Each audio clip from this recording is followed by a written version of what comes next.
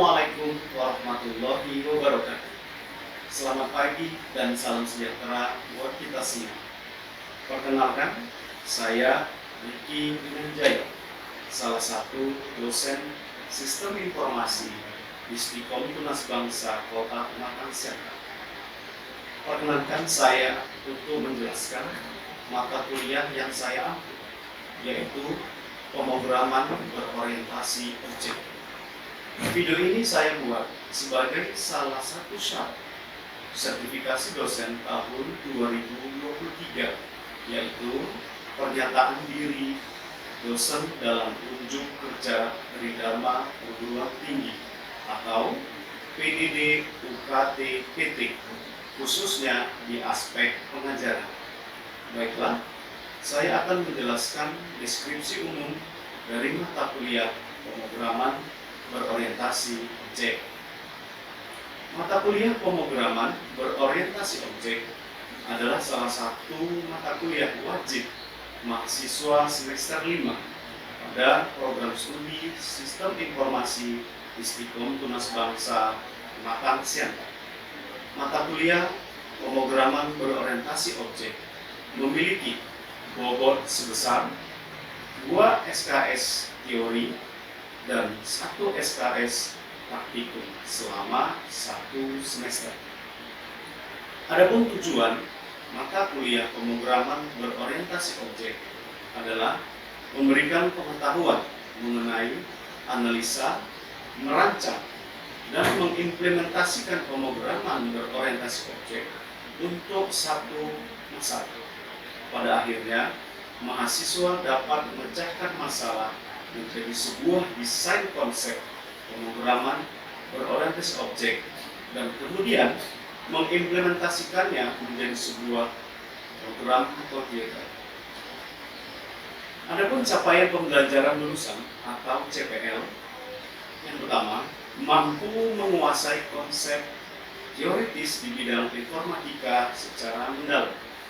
Kedua, mampu merencanakan dan menyelesaikan tugas di dalam batasan-batasan yang ada dan mengevaluasi hasilnya secara sistematis. Dan ketiga, mampu menganalisa, merancang, dan membangun sistem dengan memperhatikan aspek-aspek keamanan dan kenyamanan pengguna. Adapun capaian pembelajaran mata kuliah atau CPMK, mahasiswa mampu menguasai konsep-konsep dasar pada bahasa pemrograman berorientasi objek seperti percabangan, perulangan, kelas, objek, method, konstruktor, dan overloading. Adapun referensi dalam mata kuliah pemrograman berorientasi objek diantaranya adalah e-book Java, buku pemrograman berorientasi objek, dan beberapa referensi pustaka lainnya yang bisa dijadikan referensi. Sistem pembelajaran mata kuliah pemrograman berorientasi objek yaitu menggunakan metode pembelajaran aktif yang mengutamakan peran mahasiswa dan keaktifan mahasiswa seperti diskusi kelompok dan tugas kelompok. Evaluasi pembelajaran diperoleh dari kuis interaktif, penugasan, tugas kelompok, UTS, dan UAS. Adapun bobot nilai mata kuliah pemrograman berorientasi objek yaitu kehadiran sebesar 10%, tugas 20%, kuis 10%, UTS 25%, UAS 35%. Berikut ini adalah cuplikan dari proses pembelajaran yang saya laksanakan secara tatap muka di ruang kelas. Selamat menyaksikan. Selamat pagi adik-adik. Assalamualaikum warahmatullahi wabarakatuh. Waalaikumsalam warahmatullahi wabarakatuh. Oke, baik adik-adik, mahasiswa 21 SKS kita belajar, marilah kita berdoa terlebih dahulu menurut agama dan kepercayaan kita masing-masing. Berdoa dimulai.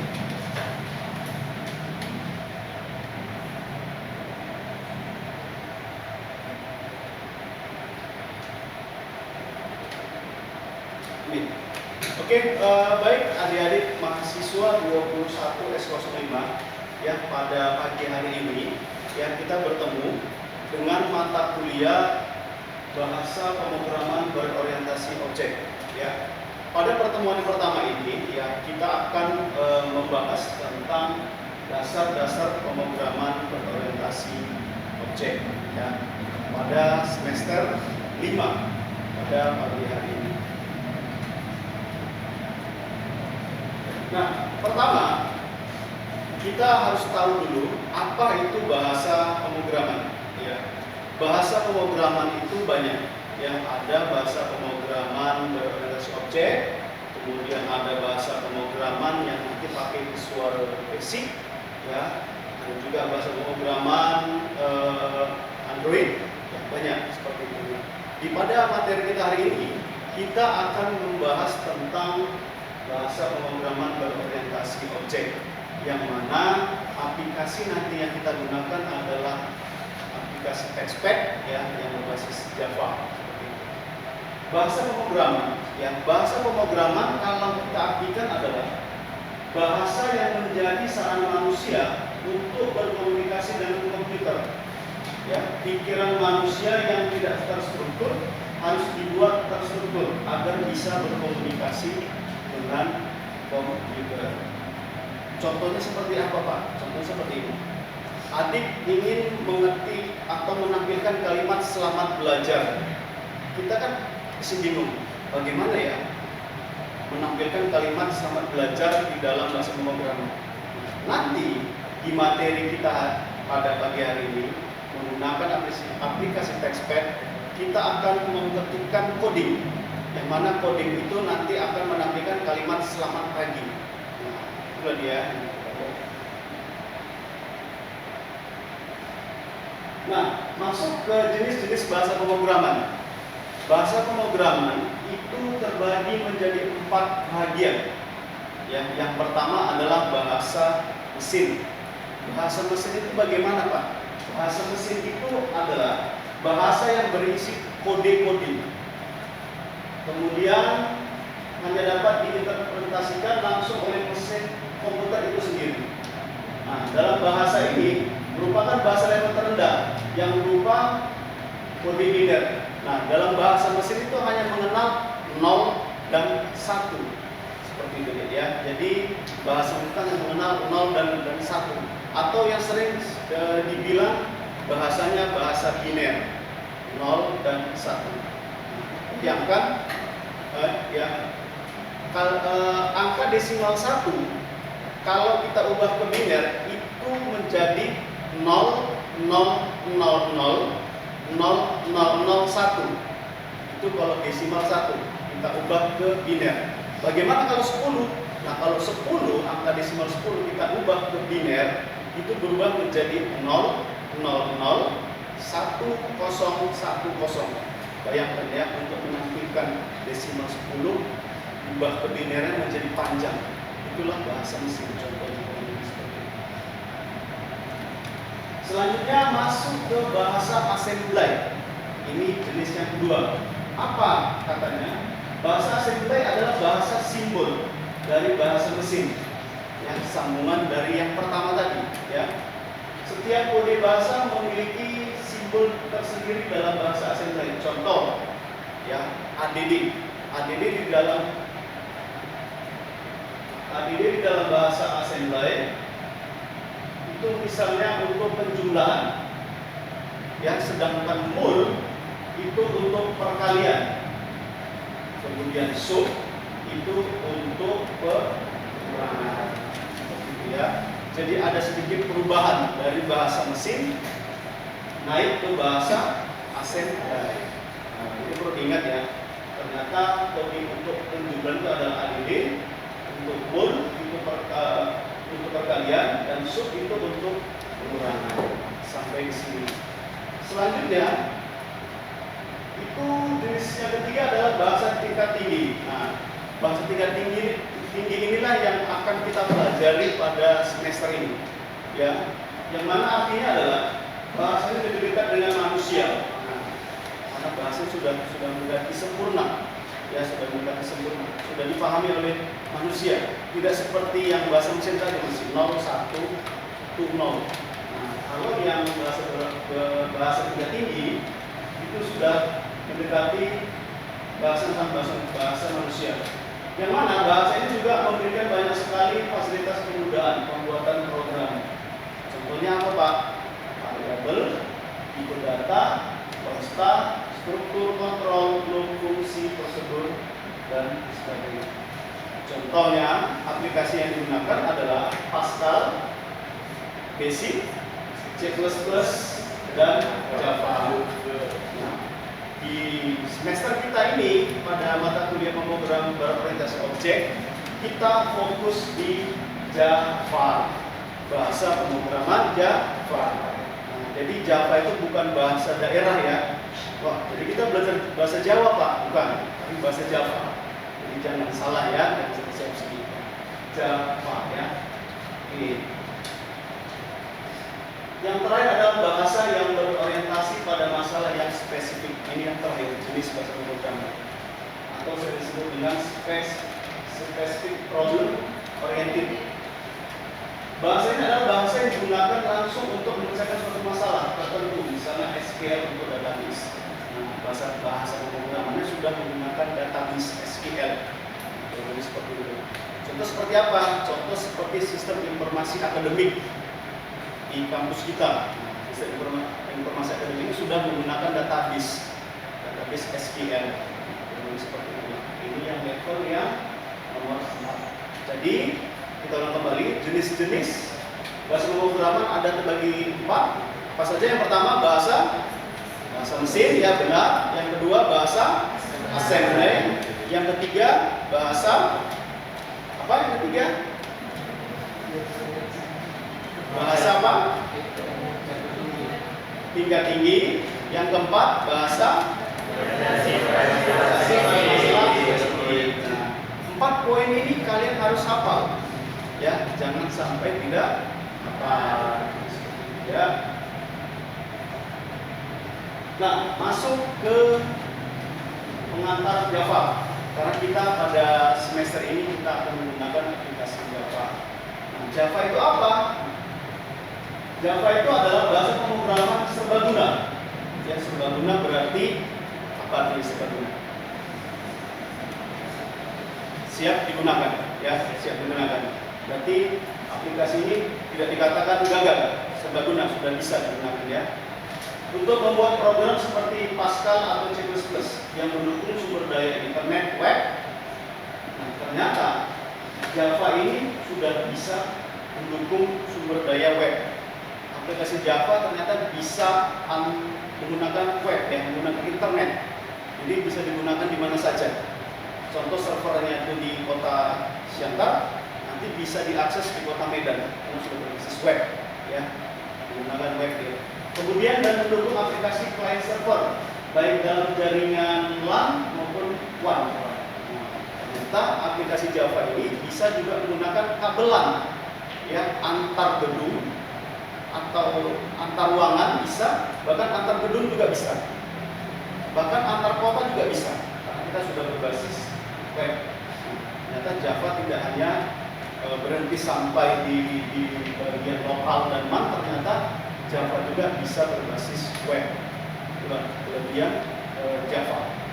Kemudian ini adalah sejarah pertamanya. Java dikembangkan oleh perusahaan yang namanya Sun Microsystem pada bulan Agustus pada tahun 1991. Ya.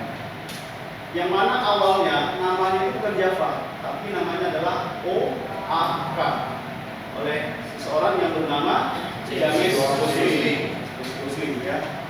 Nah, OAK ini adalah sebuah kepanjangan, ya, kepanjangan yang sebenarnya adalah artinya adalah Object Application Kernel, singkatan dari OAK.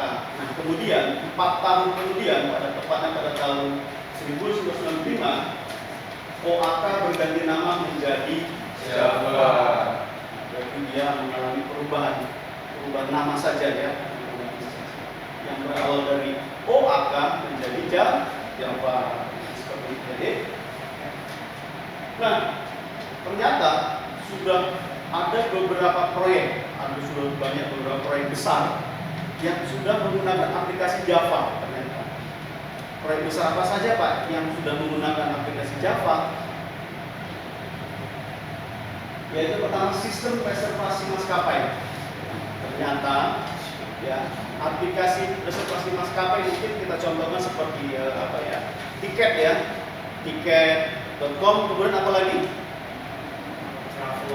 Traveloka. Nah, kita ambil sampel contoh 2 saja ya, tiket.com dan Traveloka. Ternyata ya, mereka menggunakan aplikasi Java ya, kurang lebih seperti itu. Kemudian sistem apa lagi Pak? Sistem manajemen e-healthcare. Itu contoh seperti apa Pak? Sistem manajemen e-healthcare. Ini sistem informasi manajemen yang berhubung tentang data-data dokter, data-data perawat di rumah sakit, dan bahkan data-data pasien itu sendiri. Ya, sekarang sudah menggunakan aplikasi. Ya, ternyata juga bisa menggunakan Java. Selanjutnya, sistem apa Pak? Sistem manajemen perpustakaan. Nah, dengan ada aplikasi ini, kita bisa mengecek stok buku yang ada di perpustakaan. Stok buku, contoh buku tentang komputer, ya, stok buku. Kemudian stok buku yang dipinjam. Kira-kira ada berapa orang yang pinjam buku pada minggu ini? Nah, ternyata bisa juga menggunakan aplikasi Java. Selanjutnya, sistem manajemen bank online. Wah, ternyata dunia perbankan juga sudah masuk. Ya, contoh seperti apa Pak? Nah, dulu kalau belum ada aplikasi bank online, mungkin dulu kita kalau mau menyimpan uang, setor uang ya, ataupun mau penarikan atau mau transfer uang, kita harus ke bank, ya, ke banknya langsung. Nah, sekarang tidak ada lagi mengurangi kunjungan ke bank. Kalau bank kan aktifnya dari jam 8 pagi ya sampai jam 5 sore. Nah, setelah ada yang namanya sistem manajemen bank online menggunakan Java ya, kurang lebih, kita sudah bisa transaksi keuangan dari pagi hari sampai malam hari. Ya, bahkan jam 1 pagi kita juga bisa transaksi, baik store ya ataupun transfer tunai, seperti transfer. Kemudian pembayaran rekening air, pembayaran rekening listrik sekarang sudah online. Dan yang terakhir yaitu sistem manajemen medis online. Sistem manajemen medis online contoh seperti apa Pak? Nah, yang lebih familiar mungkin kalian pernah dengar Halo Dokter. Nah, Halodoc. Nah, jadi sekarang kita konsultasi tentang kesehatan keluhan kita tidak harus ke klinik, tidak harus ke rumah sakit. Ada aplikasi ini, kita bisa sharing dengan dokter. Contoh aplikasinya apa Pak? Halodoc. Itu yang sudah familiar kita juga selama ini. Oke. Kemudian lanjut ke program Java dapat dibagi menjadi 2. Ya, Java dapat kita bagi menjadi 2, yaitu adalah applet dan juga aplikasi. Applet itu apa Pak? Applet adalah program yang dibuat dan diletakkan pada web server dan diakses melalui web browser yang memiliki kemampuan Java. Jadi applet ini yang khusus untuk Java yang berbasis web browser. Sedangkan yang aplikasi itu adalah program yang dibuat dengan Java yang bersifat umum tanpa menggunakan perangkat lunak web browser. Berarti ini yang berbasis apa tadi? LAN. Ya, LAN atau MAN. Ya, jadi ada 2. Jadi aplikasi Java bisa kita bagi 2, yaitu berbasis web browser dan juga berbasis aplikasi, yaitu LAN dan MAN. Oke. Nah, sekarang kita masuk ke contoh program. contoh program Java. Di sini program Java-nya saya menggunakan software namanya TextPad. Nah, codingnya nanti bisa kita ketikkan di laptop kita masing-masing atau nanti di komputer laboratorium. Sebelum kita praktekkan, izinkan saya menjelaskan apa maksud coding yang ada kurang lebih 8 baris yang ada pada tampilan di layar di depan, ya. Bisa kita baca baris pertama adalah nama file. Selamat belajar ketik Java, ya. Kemudian public class, selamat belajar. Ikuti dengan buka huruf awal dan diakhiri dengan tutup awal. Nah, coding yang 8 baris inilah coding untuk menampilkan hasil selamat belajar Java. Ya, seperti yang tadi saya utarakan di awal tadi, ya. Bahasa pemrograman adalah membantu manusia yang awal pola tidak terstruktur menjadi terstruktur agar memudahkan komputer untuk memahami apa yang dimaksud. Contoh, saya bilang tadi, untuk menampilkan kalimat selamat belajar Java, ya, coding yang harus kita input di program kurang lebih 8 baris. Ya, saya akan menjelaskan satu persatu per baris terlebih dahulu.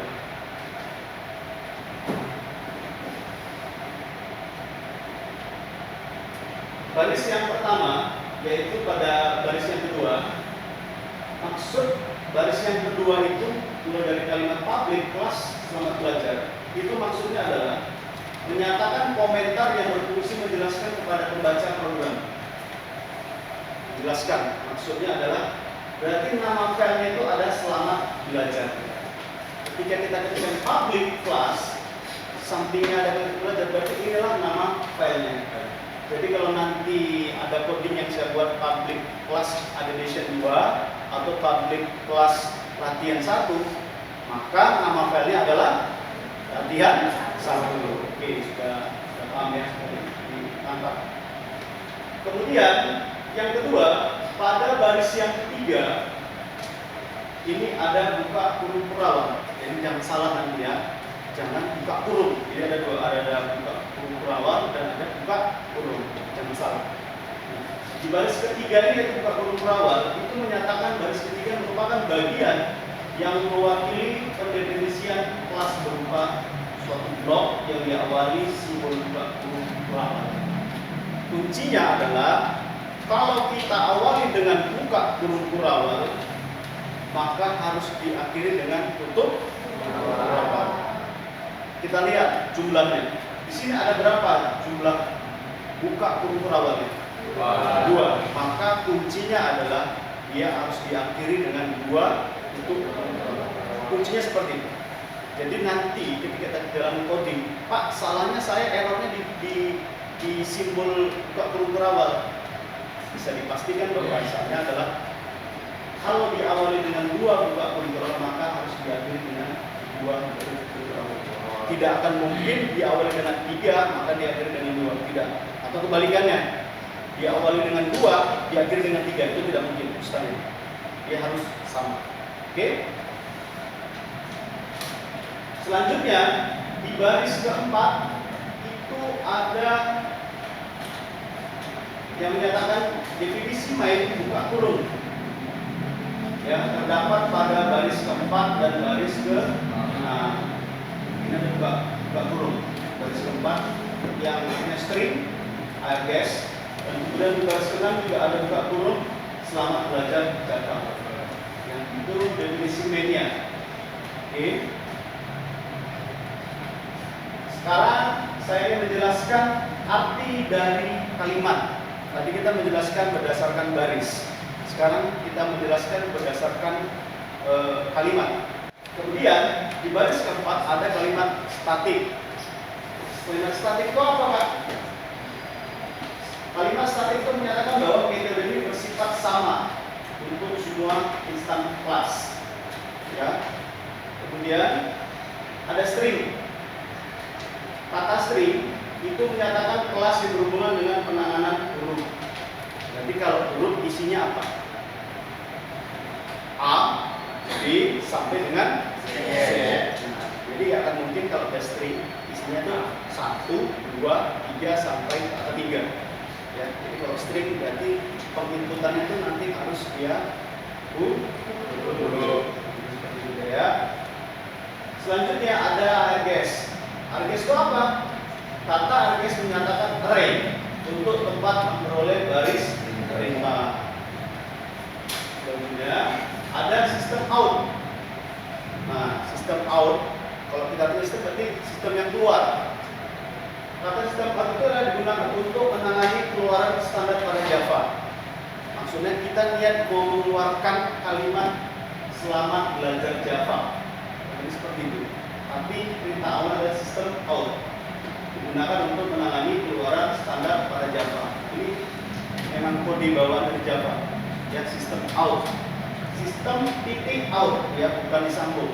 Sistem titik out, titik print line. Ada yang print line.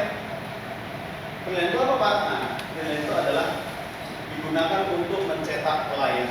Jadi untuk menampilkan kalimat selamat belajar Java di tampilan layar, nah, itu perintahnya adalah print line. Jadi sistem titik out titik print line ini tidak bisa dipisahkan. Ya, satu bagian. Jadi kalau untuk nanti selamat belajar Java terus bawahnya lagi, Pak, kelas 2105, kemudian kelas pagi, berarti sistem titik out print line-nya ada 3 baris. Ini kan kita hanya 1 baris untuk belajar Java.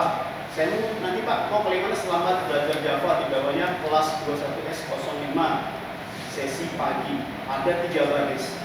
Berarti sistem titik out titik print line-nya ada 3 baris ke bawah. Oke, ini adalah seputar coding untuk menampilkan selamat belajar. Oke, kira-kira sampai di sini ada pertanyaan? Silakan. Boleh. Silakan. Sebutkan namanya. Nama saya Muhammad Sofian Rizal Saragi.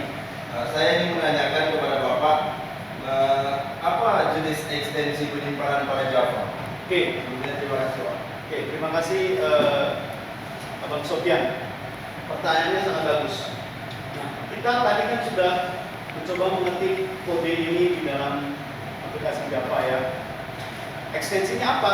Nah, sekedar pengetahuan, ekstensi itu apa, Pak? Ekstensi itu biasanya adalah nama file atau ekstensi file. Contoh kalau Microsoft Word itu ekstensinya adalah doc. Kalau PowerPoint ekstensinya apa? Adalah ppt. Nah, sedangkan aplikasi TextPad kita ini ekstensinya adalah titik Java. Oke, masih bingung gimana, Pak, ya cara nyimpannya? Apakah titik Java itu diketik? Tidak, ya. Di software TextPad ini nanti sudah ada pilihan titik Java. Ya. Oke. Baik, adik-adik, sampai di sini kira-kira ada pertanyaan lagi? Sudah paham? Oke, paham ya? Mudah-mudahan betul-betul paham ya. Jangan nggak paham. Kalau nanti kita ulang lagi dari awal lagi, ya. Oke, baik adik, mungkin demikian dulu pertemuan kita pada kelas teori hari ini. Kita lanjut ke praktek. Sampai ketemu kita di lab. Selamat pagi. Assalamualaikum warahmatullahi wabarakatuh. Waalaikumsalam warahmatullahi wabarakatuh. Demikianlah deskripsi singkat cuplikan proses pembelajaran dari mata kuliah pemrograman berorientasi objek yang saya ampuh. Semoga dapat memberikan gambaran mengenai kinerja pengajaran yang saya lakukan di mata kuliah pemrograman berorientasi objek. Demikian yang dapat saya sampaikan. Atas perhatiannya saya ucapkan terima kasih.